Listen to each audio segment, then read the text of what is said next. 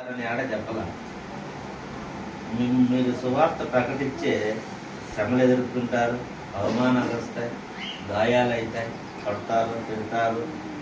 నన్ను నమ్మితే లోకమంతా మిమ్మల్ని ద్వేషిస్తారన్నారు. యేసుక్రీస్తు నమ్మితే అంత మంచిగా జరుగుతుంది అనుకుని భ్రమలో బ్రతుకుతున్నారు చాలా మంది ఈ దినాలలో. ఆయన నమ్ముకుంటే ఉద్యోగాలు వస్తాయి, ఆయన నమ్ముకుంటే బిడ్డలు పుడతారు, ఆయన నమ్ముకుంటే సావుకారులు అయిపోతాం, డబ్బు సంపాదిస్తాం, ఆయన నమ్ముకుంటే జల్సా లైఫ్ లీడ్ చేయొచ్చు అనుకుంటున్నారు చాలా మంది. యేసుక్రీస్తు బైబిల్ మొత్తంలో ఎక్కడే కానీ నన్ను నమ్ముకుంటే మీరు సుఖంగా బతుకుతారని ఏ ఒక్క మాట కూడా ఎక్కడా చెప్పలా. కానీ ఈరోజు బోధకులు చాలా మంది మిమ్మల్ని దేవుడు ఆశీర్వదిస్తారని ఒక భ్రమలేక తీసుకు వెళ్ళిపోయినారు. ఆయన నమ్ముకుంటే అవమానాలు వస్తాయి, ఆయన నమ్ముకుంటే ఇబ్బందులు వస్తాయి, ఆయన నమ్ముకుంటే చివరికి చంపేస్తారు, కాల్చేస్తారు. అవన్నీ ఆయన ముందే చెప్పినాడు. మరి ఎన్ని జరిగితే మేము ఎందుకు నమ్ముకోవాలి దేవుణ్ణి?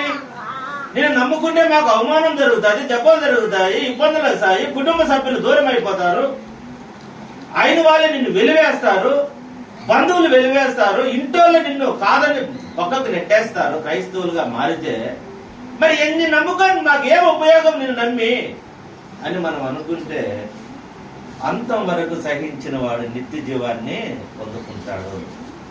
ఆ పరలోక రాజ్యము, ఆ స్వర్గము, లేదంటే తెలుగు వాళ్ళు చెప్పేది వైకుంఠము, అక్కడికి పోవాలంటే ఇక్కడ జలసా బతికి అక్కడికి పోవాలంటే కుదరదు. అలాంటి పాపపు స్థితిలో నుంచి విడిపించడానికి ఆయన శిష్యులను ఏర్పాటు చేసుకున్నాడు.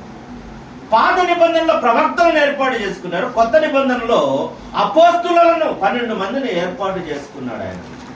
ఎందుకు?